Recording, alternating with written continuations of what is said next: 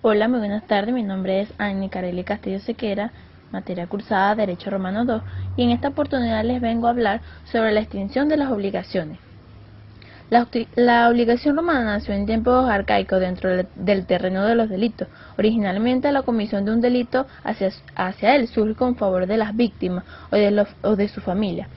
En el derecho de la venganza, el cual mediante una composición podía transformarse en el derecho de la víctima o de su familia a exigir cierta prestación del culpable o de su familia. Como garantía del cumplimiento de la prestación, un miembro de la familia del culpable quedaba obligado o atado en la víctima como una especie de rehén, y por lo tanto la obligación antigua era una atadura como tal del cumplimiento de las prestaciones nacidas de los delitos.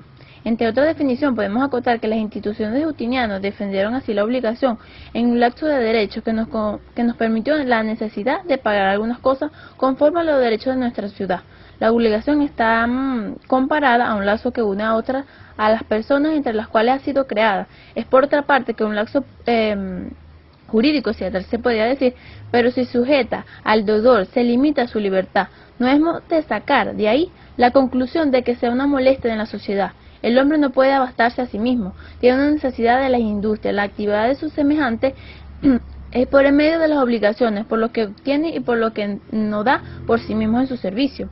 Cuando más se civiliza una nación, más se desenvuelve en ellas en el derecho a la obligación, de donde surge la importancia capital entre la materia, cesado de perfección desde los orígenes de la romana hasta nuestros días. Entre la extinción de las obligaciones implica el cese de la relación que ligaba al sujeto, el acreedor y el deudor. Una obligación se extingue cuando se ha cumplido una prestación debida al acreedor, en cuyo caso el deudor queda liberado de la obligación. Entre los modos de obligaciones son aquellas formas de pago establecidas por el legislador, los cuales pueden fingir la existencia jurídica de una obligación. Su forma típica en el pago, o sea, el cumplimiento de la prestación que constituye el sujeto de la obligación. Cabe destacar que tenemos el pago, que es todo hecho que tengo por efecto de extinción de la obligación mediante el cumplimiento de la prestación que era el sujeto. Entre una solución equivale el de solución o liberación de un vínculo, es el cumplimiento o satisfacción frente al acreedor. Tenemos el requisito, que es el subjetivo, quien puede pagar, el mismo deudor o su representante, en cualquier otra persona que tenga el interés sin tenga mandato. Incluso el ignorarlo del deudor es ilícito, es mejor la situación ajena excepción. Si la prestación de un objeto es la deuda y estrictamente personal, que no puede ser hecha sino por la propia persona del deudor, es de quien debe realizarla como tal. La persona quien realiza el pago debe ser capaz de ejecutar una prestación. ¿A quién debe pagarse? Al acreedor o a su representante o persona autorizada. La prestación recibida por una persona distinta no opera a la liberación. Quien recibe el pago debe ser capaz de recibirlo. Entre sus objetos, el objeto de la prestación debe ser de sí mismo de la obligación contraída al acreedor. Puede ser forzada a recibir otra prestación distinta de una prestación parcial o incompleta. No podemos decir que no obstante a eso, se admitió el pago con una causa diversa. Si el acreedor lo acepta, para ciertas personas se admitió el beneficio de la competencia. En el tiempo de la prestación, cuando el acreedor lo requiera, a menos que haya fijado un término, convencionalmente las partes es cuyo caso solo podrán requerir el cumplimiento cuando expire el tiempo fijado, que se extiende estipulando el favor del deudor. Entre ellos podemos decir un ejemplo, que es la construcción de una casa, la construcción de una tienda como tal. Esto requerido del deudor, intimación o notificación. Es un término que cumple o cae en una mora. Podemos decir que es un lugar, si se ha convertido en un lugar especial, allí se hará la ejecución. En caso contrario, el deudor puede pagar en cualquier lugar oportuno, así como el acreedor también puede exigir la ejecución. El acreedor del pago será el domicilio del deudor o el lugar donde se encuentren las cosas. Si después de ofrecido el pago al acreedor, lo rechaza, podría proceder al depósito público de las cosas.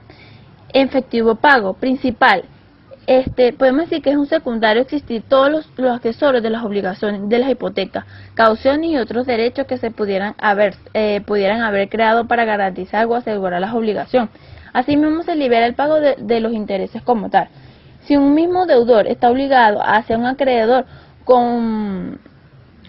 de lo contrario, el acreedor imputará el pago a las más onerosas o igualdad de circunstancias, a la más antigua. Si hoy indicamos del deudor ni el acreedor el pago de imputar a los intereses, luego el más agravado y a la más antiguo. Entre la prueba del pago podemos decir que debe hacerse a quien lo alega o quien lo aprovecha del pago. Se introdujo en el uso de expedir títulos o recibos privados, los cuales servían de las pruebas 30 días después de su fecha, sobre todo en la influencia del helenística. Justiniano le dio plena validez a ese lapso del acreedor, podía poner al recibo la excepción del dinero como tal, y no hacerse devolver al escrito. La prueba testimonial exigía 5 testigos cuando el pago se fundaba en un título escrito. Se presume que el pago, cuando el acreedor destruye el título de la creencia, lo devuelve al deudor. Entre las ofertas del pago y la consignación, si el acreedor se niega a recibir el pago, el deudor puede hacerlo ofertar reales o poner las cosas a su disposición. Ante la negativa del acreedor, pueden hacer la consignación o disposición de las cosas en la suma de antes de la autoridad pública. También podemos decir que es la validez de existir las obligaciones con su accesorio, las ofertas reales sin la consignación. Aunque la liberen del deudor, lo descarga de un interés monetario y no de riesgo por la pérdida de las cosas. También sea la obligación estaba garantizada por una prenda del acreedor, no podía posteriormente a la consignación vender las cosas que estaban impugnadas. Entre las formas romanas de pago está ellos se regían por el balance o el metal, de modo formal y solemne de la liberación del deudor, donde afirmaban ante el acreedor que quedaban liberados y tocaban la balanza por el trozo de bronce y se lo entregaban. También podemos decir que el acreedor declaraba ser recibido de la prestación debida, era un acto abstracto y formal como la estipulación. En las obligaciones eran interrogados. Mediante la inscripción del Código de Ingresos y Egresos llegó a ser modo frecuente de coordinar de las obligaciones. Podemos decir que estos modos son los modos de extinción como tal que eran del derecho romano, que nos ha llevado tanto lo que se ha aprendido del derecho romano 1 y del derecho romano 2, que como tal, como alumnos hemos venido leyendo, nos podemos destacar que el derecho actual vale del derecho romano, porque nos ha enseñado qué es el derecho en la actualidad. Gracias.